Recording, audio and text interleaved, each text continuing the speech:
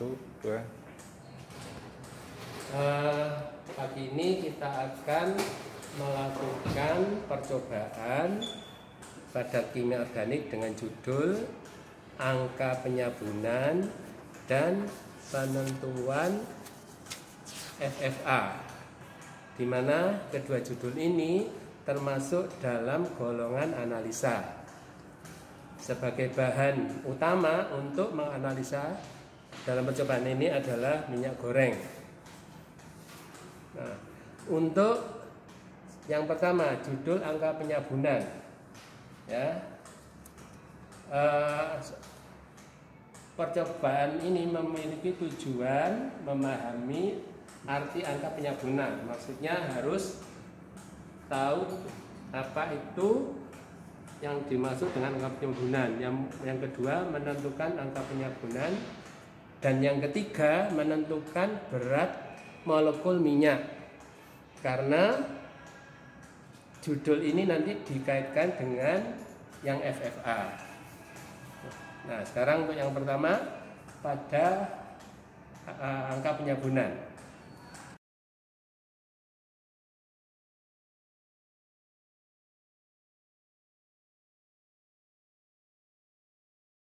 Untuk alat dan bahan yang dibutuhkan, yang pertama adalah Erlenmeyer.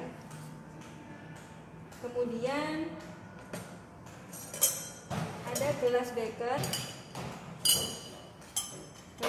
dan spatula. Kemudian gelas arloji. Kemudian ada labu ukur 500 ml.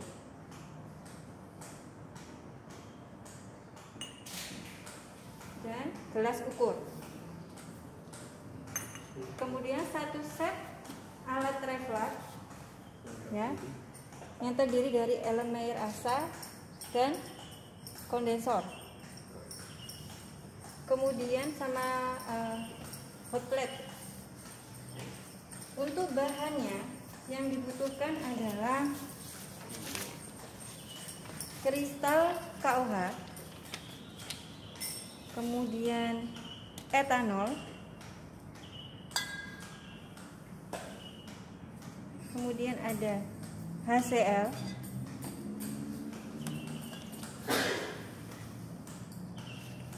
kemudian natrium borak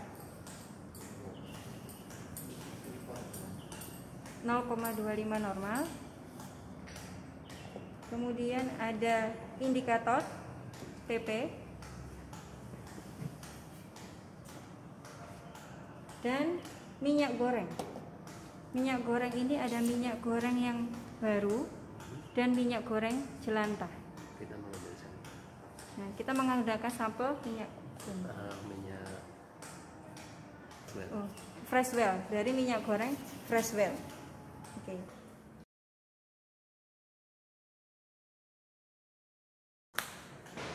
Prosedur kerja.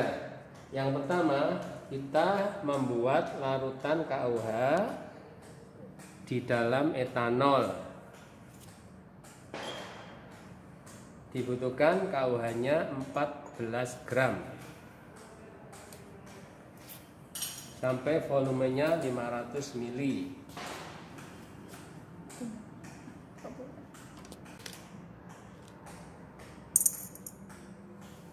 Ya, karena KOH termasuk senyawa ionik, sedangkan etanol kovalen, sehingga supaya bisa bercampur dengan sempurna, KOH-nya harus dilarutkan dengan sedikit aquades.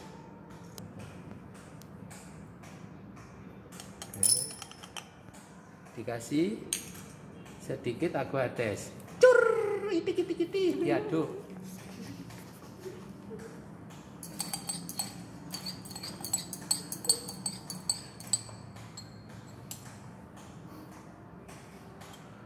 Ya.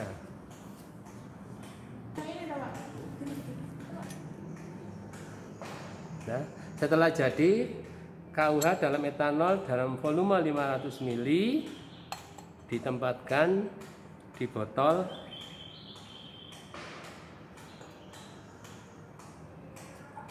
Nah,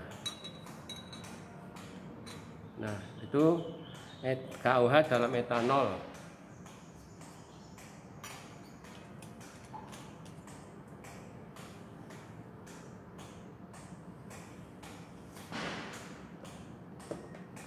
Berikutnya membuat larutan HCl 0,25 normal yang nantinya akan digunakan sebagai titran sebanyak 500 mili.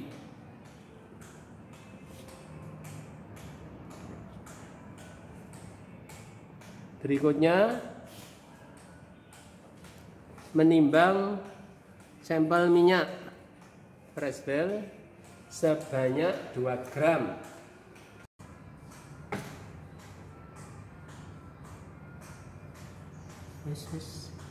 Ya.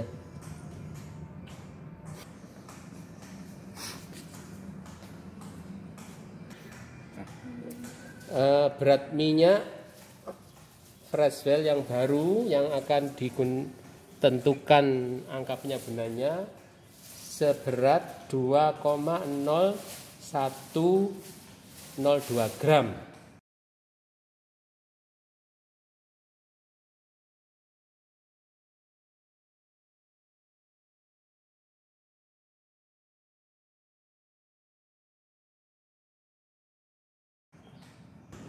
Mengambil larutan KOH dalam etanol sebanyak 25 mili.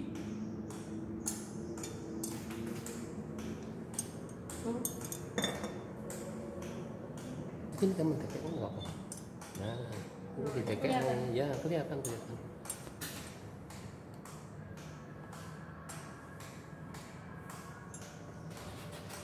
Oke.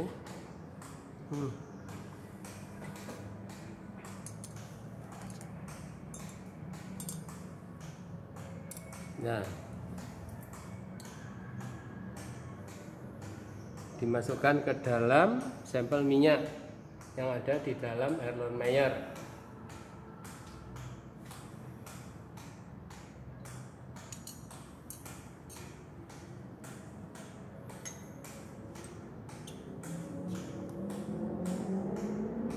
Selanjutnya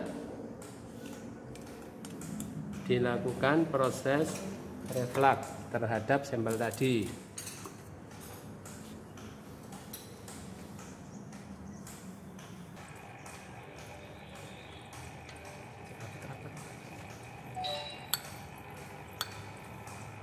Jangan lupa memberikan vaselin pada ujung-ujung peralatan yang digunakan sebagai rangkaian.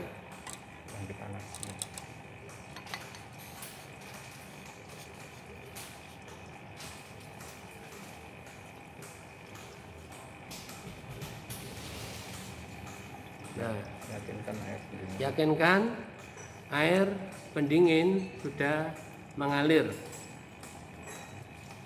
Dimasuk dari bawah keluar ke yang atas.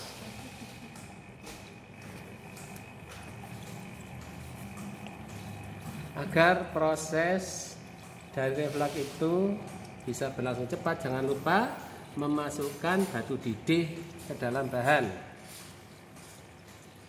Baru alat di pemanas dihidupkan dan panaskan. Proses reflux dilakukan selama 1 jam dengan suhu 150 derajat. Sambil menunggu proses reflux selesai, kita lakukan persiapan untuk titrasi. Merangkai alat, buret, kemudian dalam buret dimasukkan titran HCl yang konsentrasinya 0,25 normal.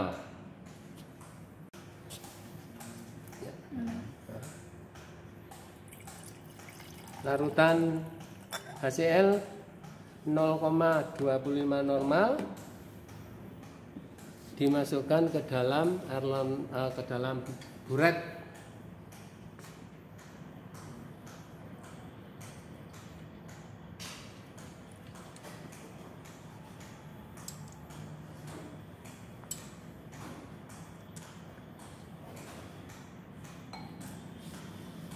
Untuk memastikan konsentrasi tepatnya pada titran yang tadinya kita buat 0,25 normal, kita harus melakukan standarisasi terhadap larutan HCl tadi menggunakan baku primernya natrium borak. Lakukan titrasi standarisasi. Diambil natrium boraknya 25 mili.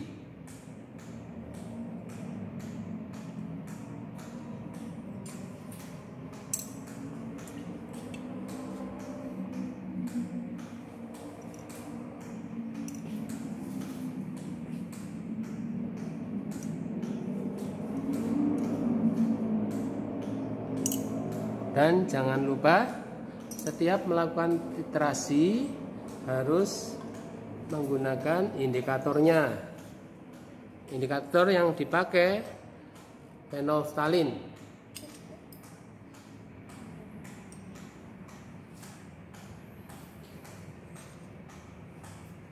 Nah, kita lakukan titrasi hingga warna merah dari larutan baku primer ini menjadi hilang.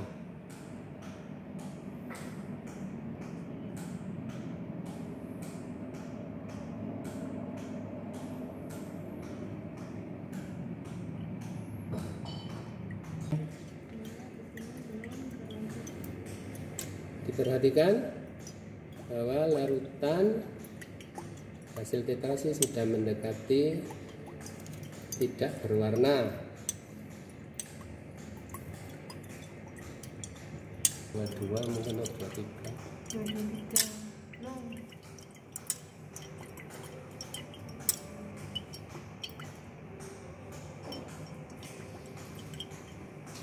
Ya. Oke. Satu kali dulu. Volume titran pada titrasi standarisasi yang pertama dibutuhkan HCl-nya 23,3 mili.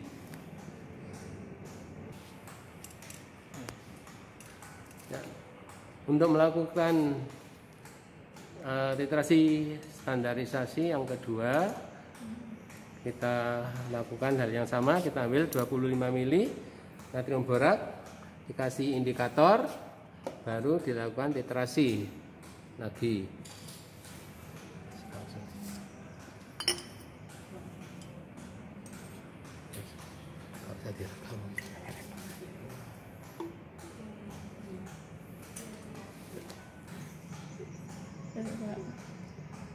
Ini pelaksanaan titrasi standarisasi yang kedua. Ini hasil titrasi dari standarisasi. Yang pertama 23,3 mili, yang kedua 23,2 mili. Kita rata-rata akan digunakan untuk menentukan konsentrasi baku sekendek ini.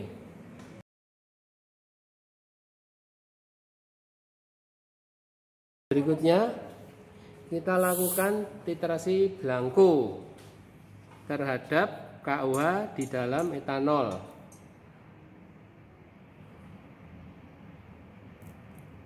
Kita ambil 25 larutan KUH dalam etanol.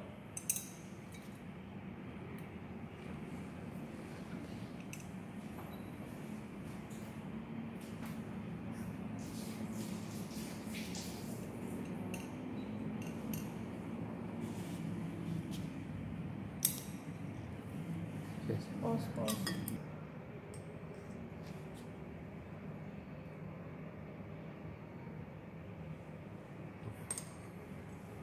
Berikut titrasi belangko pada lautan KUH dalam etanol dengan HCl 0,25 normal.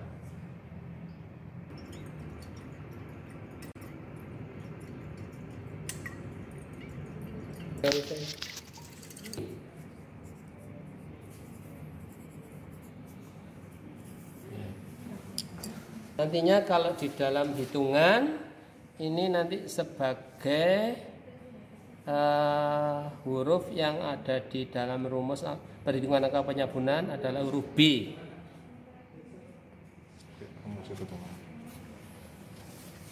Nah, B.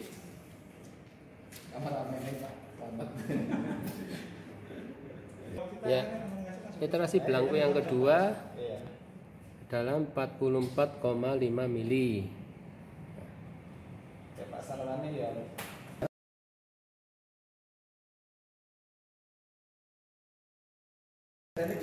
Proses reflux sudah berlangsung sekitar 1 jam.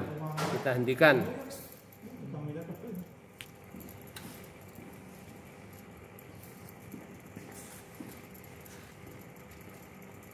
Ditunggu sampai dingin, kemudian nanti dilakukan titrasi.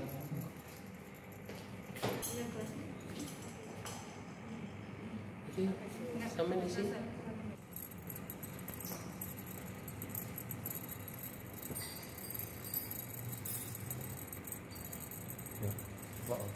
Untuk mempercepat pendinginan, Erlenmeyer yang berisi hasil reflux kita rendam di dalam air.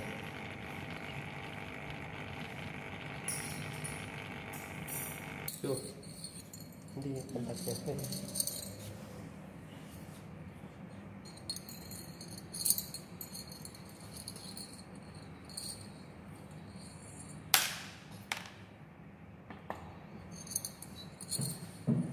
Sebelum dilakukan titrasi, jangan lupa batu didihnya diambil dulu. Kita diberi indikator.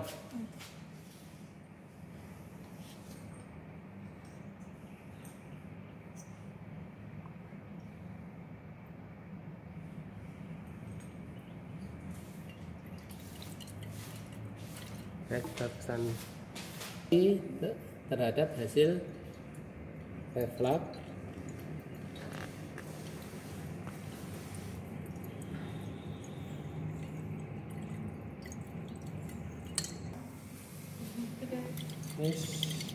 Biar Mbak 19 pas. Ya, wis bukan. Ya, 19 koma. Dibutuhkan titran sebanyak 19 pas. Pas ya? Pas aku. Iya, pas. 19 mili. Volume ini di dalam perhitungan nanti dinyatakan sebagai angka A kecil. A kecil. Nah, sehingga nanti di situ ada selisih B dikurangi A. Dilakukan perhitungan pada angka penyabunannya.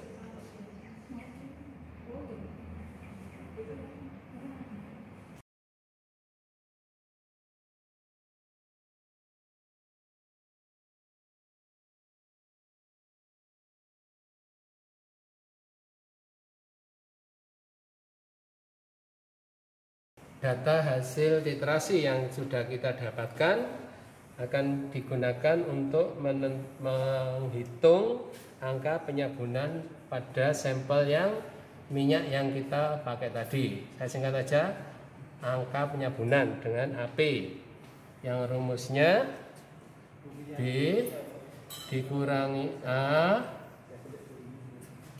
dikalikan normalitas HCl. Ini hasil yang sudah dilakukan standarisasi, kemudian dikalikan dengan MR daripada KOH dibagi dengan massa dari sampel. Nah, massa minyak yang kita analisa tadi sebanyak 2,0102 gram.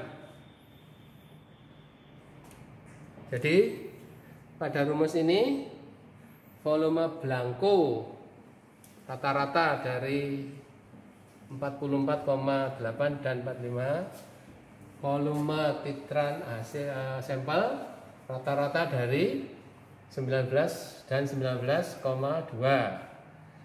Sedangkan normalitasnya dihitung berdasarkan hasil standarisasi. Kemudian berat KUH Anda bisa tentukan sendiri dengan melihat nilai berat atom masing-masing K, O, dan H. Nah, setelah kita dapatkan hitungan angka penyabunannya, baru nanti kita gunakan untuk menghitung berat molekul minyak yang kita gunakan sebagai sampel. Jadi dari perhitungan angka penyabunan dihitung MR minyak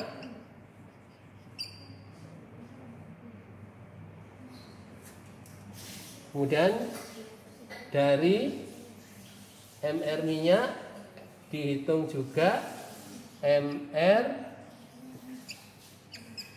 asam lemak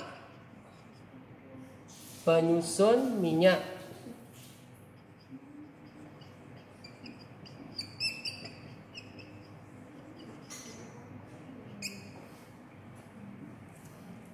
Nah, tentunya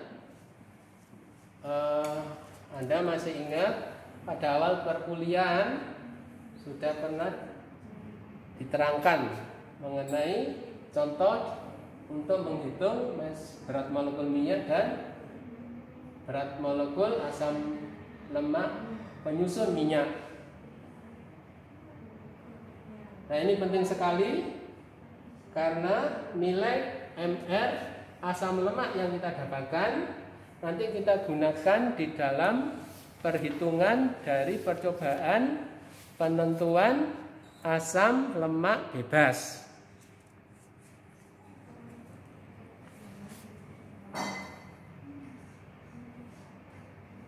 Tolong dilihat lagi di dalam catatan yang sudah diajarkan.